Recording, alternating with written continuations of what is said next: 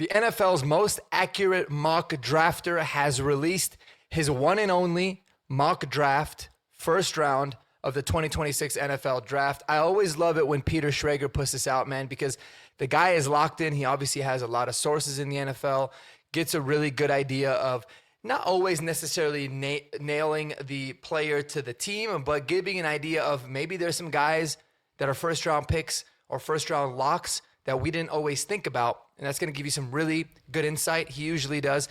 He did preface on an episode I watched on YouTube yesterday. He prefaced like, this is one of the most unknown years.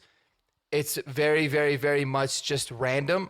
Teams are going to view players very differently, more often than years prior. So that's what's going to make this first round a whole lot of fun. And I think it's going to really emphasize how important day two is going to be for a lot of these teams as well, because you might have guys going near pick 100 that some teams have rated in their top 50 and vice versa. So that usually means lots of trades and lots of great things to talk about. So let's get right into Peter Schrager's mock draft 1.0, the one and only one that he does this year. Obviously starting at the top, Fernando Mendoza. That one, we know it's a lock. It is what it is. We don't have to spend too much time on it. But number 2, with the New York Jets, David Bailey. This is kind of, there's so many different opinions here. It seems like David Bailey's becoming a lot more consistent. He's becoming the more popular pick here at number 2. If it was me that was making the pick, I think Ruben Bain is a little bit of a better, more complete player, but they want to get a little bit more of a pure edge rusher, somebody that has a little bit better measurables. So the New York Jets, either way, they have a lot of picks in this draft. They're obviously playing it for 2027. So I think that it's a very great pick and solid pick for him. So solid pick either way. I think whether they go Arvell Reese, Ruben Bain, David Bailey, that would be the good choice. Ideally, they like to trade back. I don't see that happening. Now, getting into number 3, man, there's been a lot of smoke with this pick of Jeremiah Love going to the Arizona Cardinals.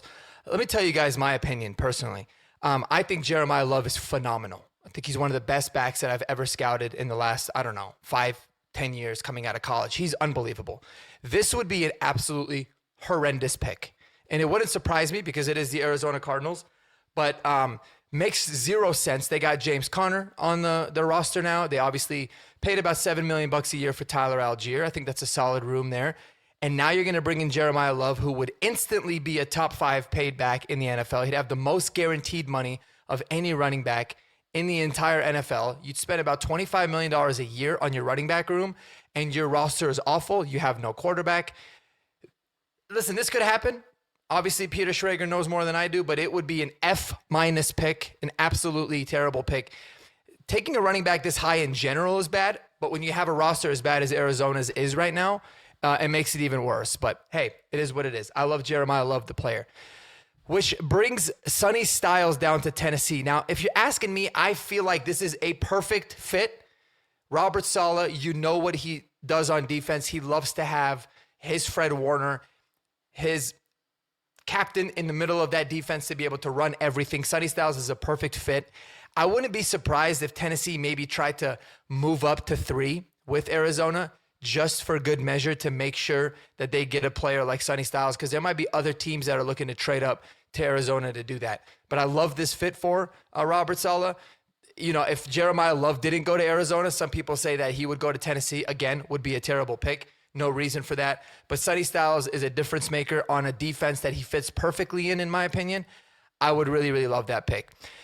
Now, here are the New York Giants. What a massive draft this is for both New York teams, man. The Jets and the Giants. They find themselves sitting at pick number 5 and taking Arvell Reese. That would be very interesting, right? Is he an edge? Many people think he is. Is he an off-ball linebacker? Is he going to be a hybrid of the two? Regardless, I think he's a really good player. And now it begs a very interesting question. Do they now trade Kayvon Thibodeau? Do they do it during the draft? Or do they just have an influx of really good edge rushers with Brian Burns and Thibodeau and Arvell Reese, and obviously last year's first-round pick in Abdul Carter? So would be interesting there. I think that, they would love to come out of this draft with a big defensive tackle to replace Dexter Lawrence, but not really anybody worth it here at pick 5. So, hey, best player available, and they go ahead and move forward with it. So interesting stuff there. I wouldn't say any surprises in terms of the top 5 like players, but again, I don't think that Jeremiah Love would be a good fit at all there. It just doesn't make sense to me. Here's where it gets very interesting, right? He does say the Browns are certainly in trade back conversation as they look to add more draft capital. They usually are, but they go with an offensive tackle and they go with Spencer Fano. This is by far in a way the highest that I've seen him go. I know that he's an extremely athletic, the most athletically gifted tackle probably in this draft. Some people might think that that's a little bit rich, but listen, if you love a tackle, you take them when you get a chance to. But interested, man, to see Spencer Fano's name here at 6. And guys, I am doing this blind. I didn't really look at this before I went live or press record. So this is kind of a shock here. But listen, the Browns always kind of do random stuff. It's not really my opinion to tell you if I like it or hate it, to be honest. I haven't really scouted offensive linemen all that much in terms of the top guys. Looking at my Broncos, I would love to get a developmental lineman, but I've been looking more at the mid-round guys.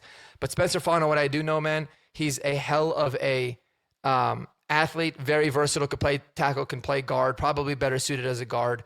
And he said there's some love for Fano, who could be a versatile blocker up front. So very interesting. That would make him the first offensive lineman taken off the board there at pick number 6. All right, Washington Commanders, Carnell Tate. It seems like this is a match made in heaven for a lot of people.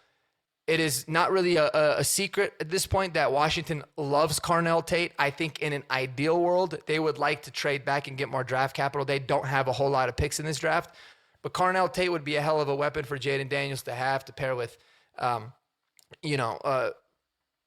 Terry McLaurin and that group there. I love Carnell Tate. I think he's the best wide receiver in this draft. So this would certainly make a whole lot of sense. Number 8, Caleb Downs to the New Orleans Saints. They'd probably be thrilled with this. I think that they can go a lot of different routes with this pick. I don't think they're going to go offensive lineman, but I think that they could go receiver or, shore up the secondary. Caleb Downs being available at 8. He's by far the best player, I think, available at this particular point.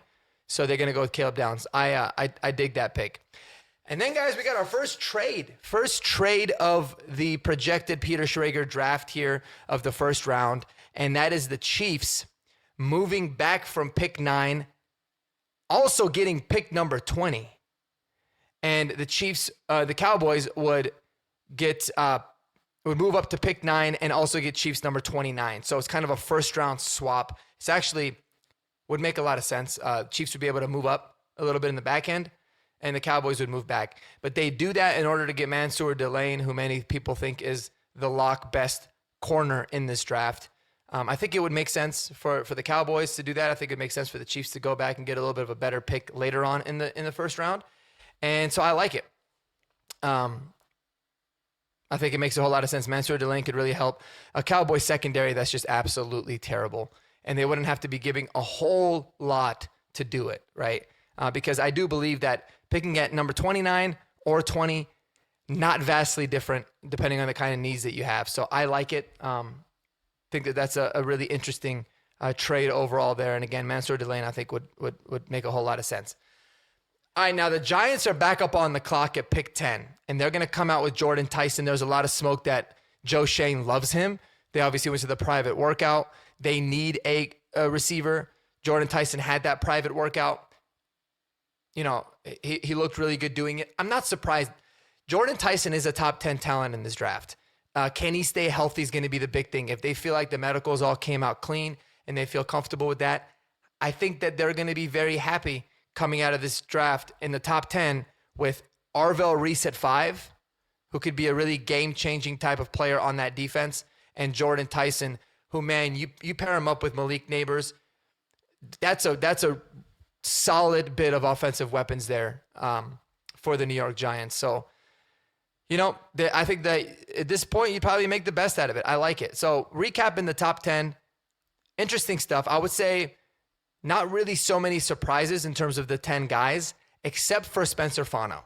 That one definitely shocked me a little bit more. And again, this is one of those really weird drafts where you don't know who's going to go, but the only tackle to go, offensive lineman to go in the top 10, you're telling me is going to be Spencer Fano. That would be interesting. And I think a lot of the teams outside of the top 10 would be really happy with that because that's a premium position.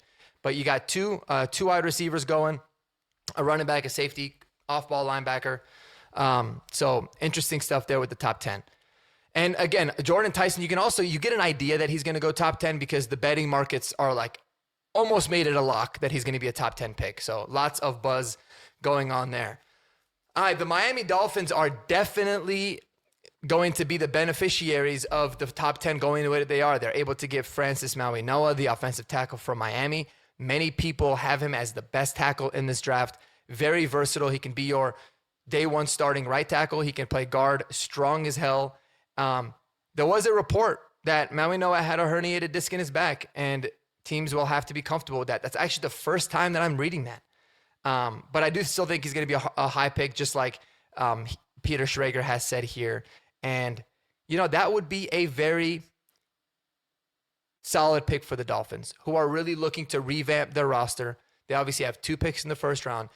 The best way to do it always will be building from the inside out. You get yourself a stalwart there on the offensive line, and you build it out that way. I know that they need wide receivers. I get it. You can get one later.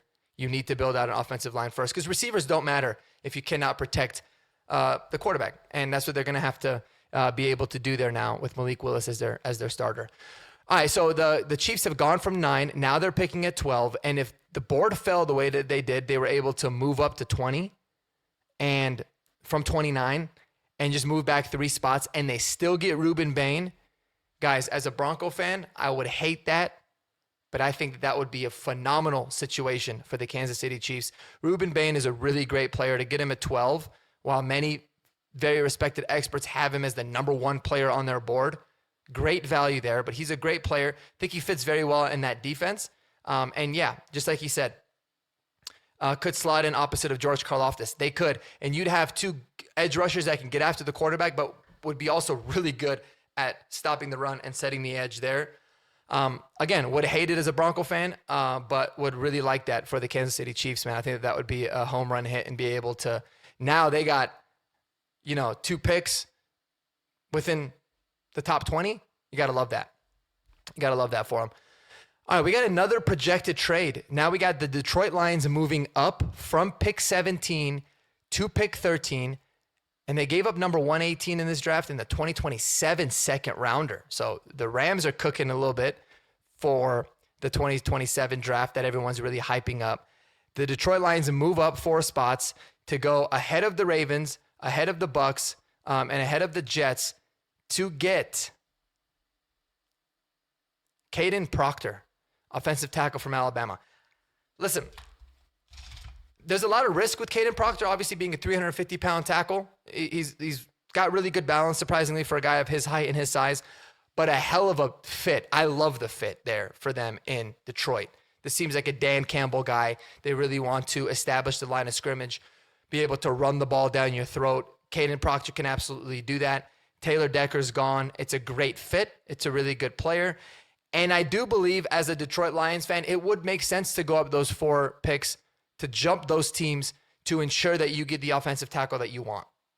And so I think you're going to see a big influx of offensive linemen going here, but I love this for the Lions. I think that would be a really, really solid pick for them. And then the Baltimore Ravens, 14 at Vega Uwane. Again, this is the most commonly mocked fit. Think it makes a whole lot of sense. I don't care that he's a guard.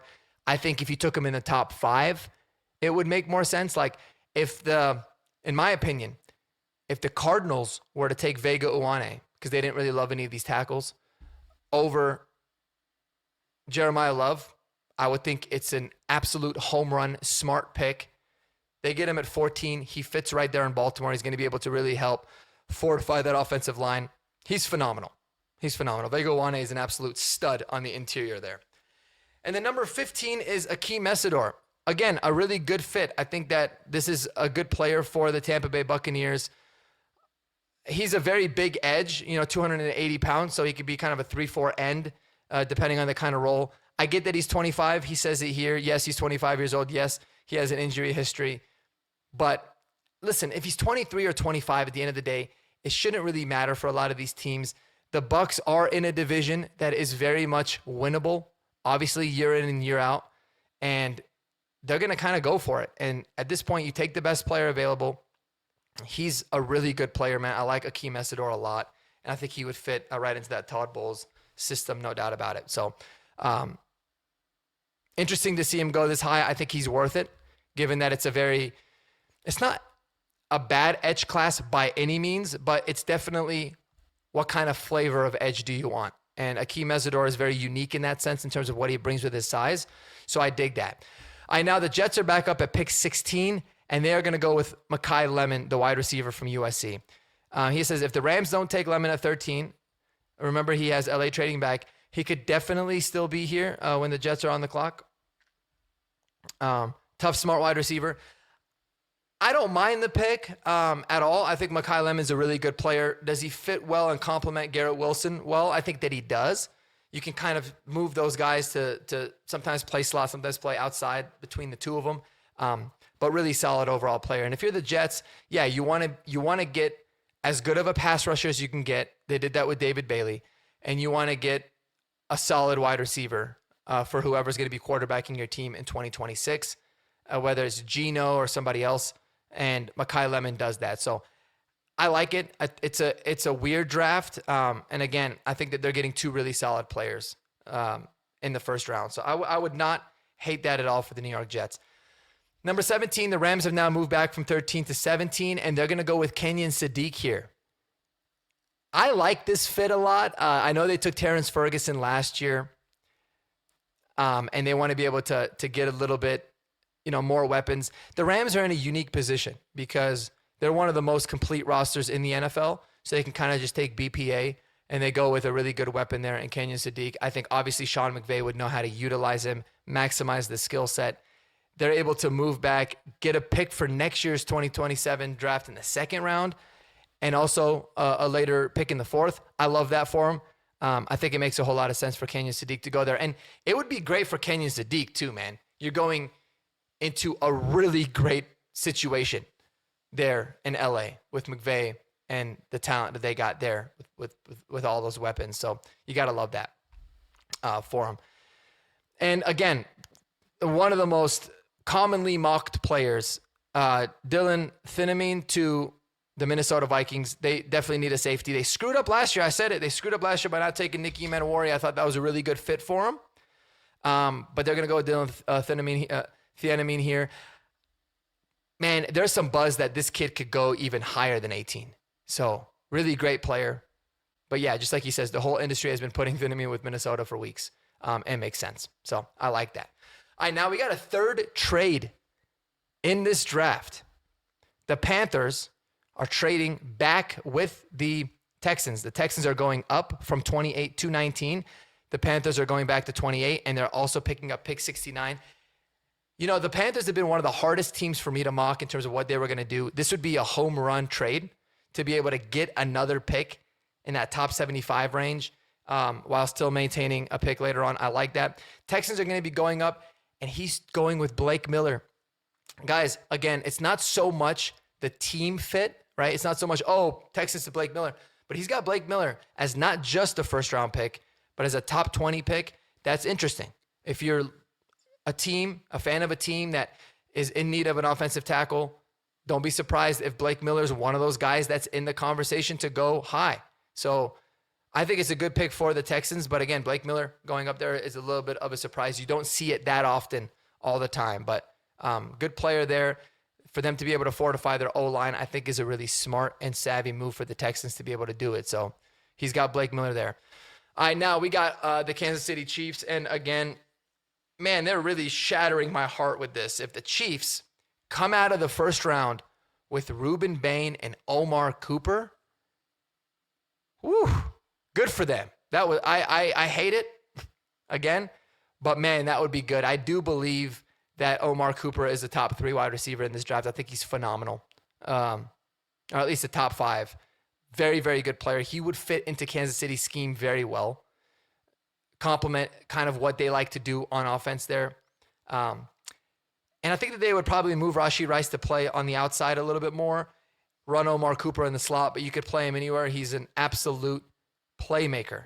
But yeah, just like Peter Schrager said, this would be an A+ first round for the Chiefs with Bain and then Cooper. It would be. I would hate that, but it would be great for them.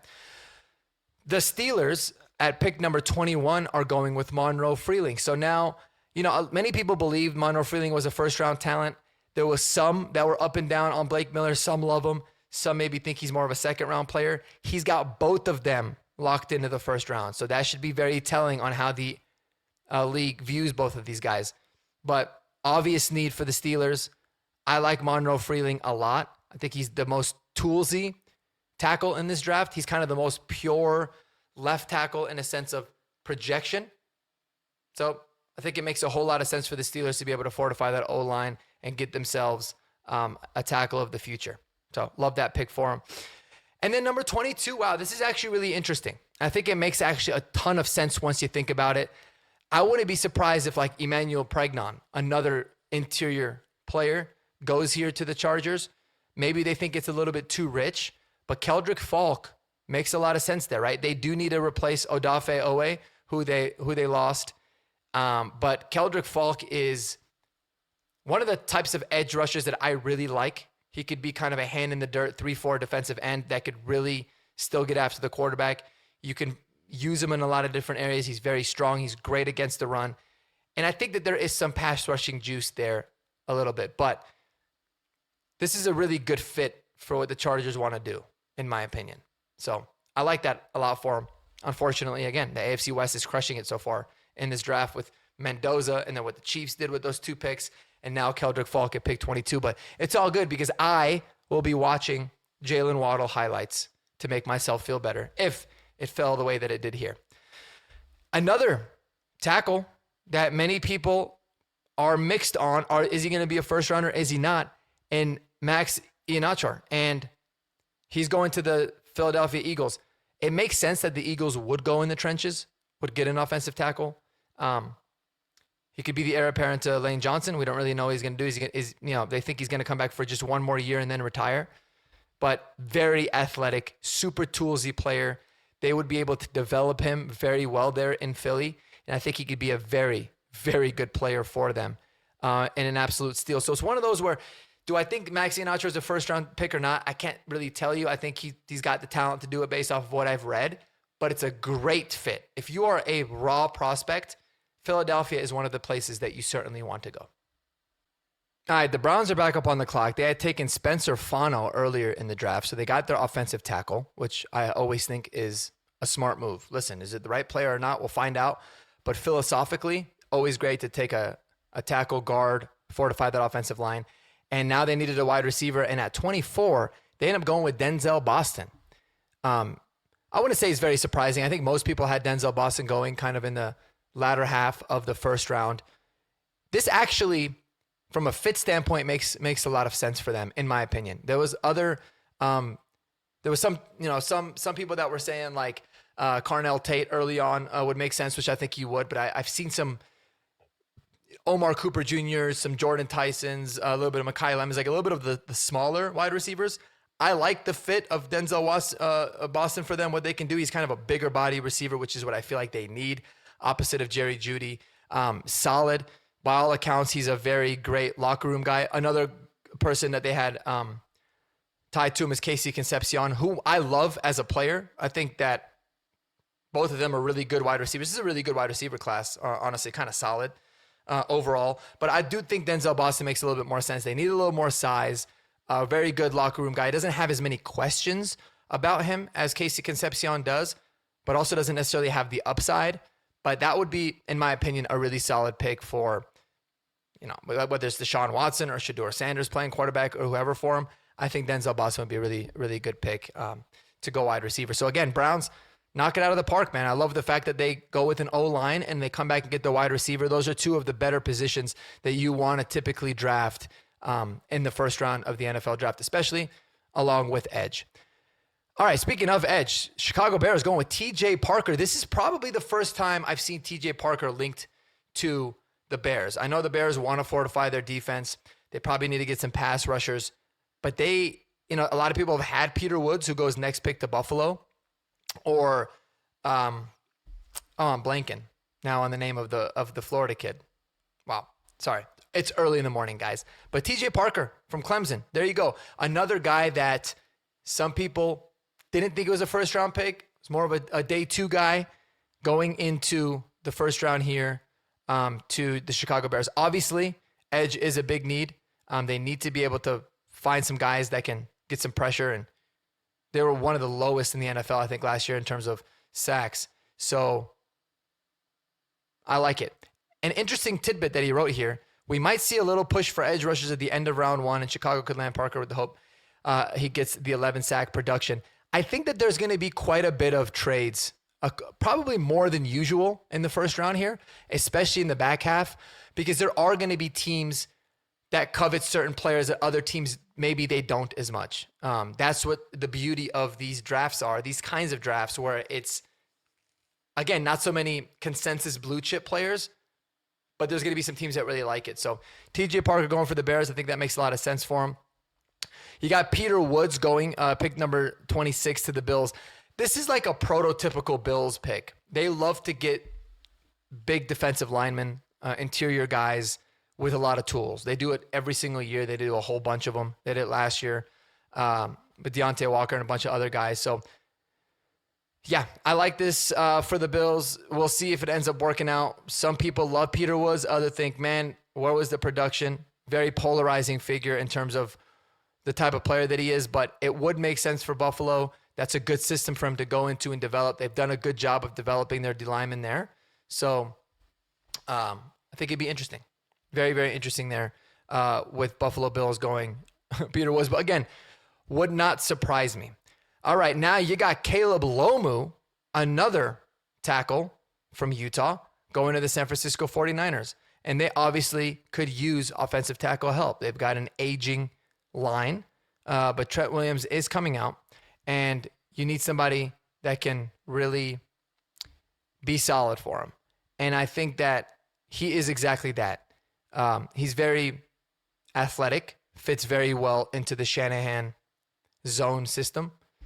And, you know, usually when offensive tackles get drafted into a Shanahan scheme, good things happen. That's a really great place to be drafted. So Caleb Lomu could he play right tackle for him this year? Could he maybe play guard and develop into the system? And I think he'd be ready to go once Trent Williams ultimately decides to hang him up. So I really like that pick for him.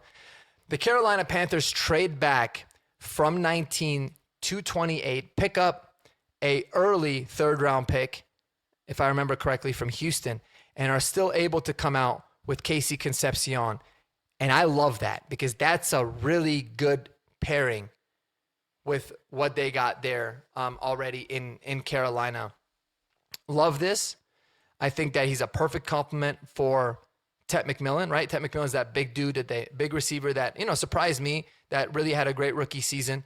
Casey Concepcion can be that slot, get open, short, intermediate, yards after the catch guy. Opposite of Tet McMillan, it's a really, really good young wide receiver core for Bryce Young there. Carolina will probably ideally like to fortify a little bit more on that defensive line, but they could worry about that later, especially now that they have more picks in that second to third down range. So they would nail it. If this happened with the Carolina Panthers, I think that would be very, very good for them. And now the Cowboys had they slid back a little bit to 29 after moving up and to get Mansour Delane. And they're going defense again with Malachi Lawrence, another name that not a lot of people had in the first round. But man, that would be really good for the Cowboys to bolster that defense that's been so bad. They got a really good corner. Many people believe is the bona fide best corner in the draft, and a really high upside edge rusher. Just like I said, Lawrence has quietly risen up draft boards over the last 2 months, and he could be someone that goes there. So solid player. They got an edge. They got a stud corner. Well done, honestly, there by the Cowboys. Another name that you can add to potential sneaking into the first round. And now here are the Dolphins, right? So what did the Dolphins do with their first pick? Let me go back down and see. I think they ended up getting Ruben Bain, right? Or they got Francis Maui-Noah. So they got, in my opinion, the best tackle in this draft. And then they come back and they get Jermod McCoy, who a lot of people be like, man, if it wasn't for the injury, he was one of the best because of the 2024 tape. The concerns around McCoy's knee are real, so I think he does go a little later than previously thought. But he doesn't think that he falls out of the first round. Listen, if the medicals come back clean and the Miami Dolphins end up getting a corner here in Jermod McCoy that ends up playing a lot for him, that could be a massive steal for them. And I think it'd be a really good draft. Again, yes, they need receivers, but they can get that later. You have to build out the foundation of your team.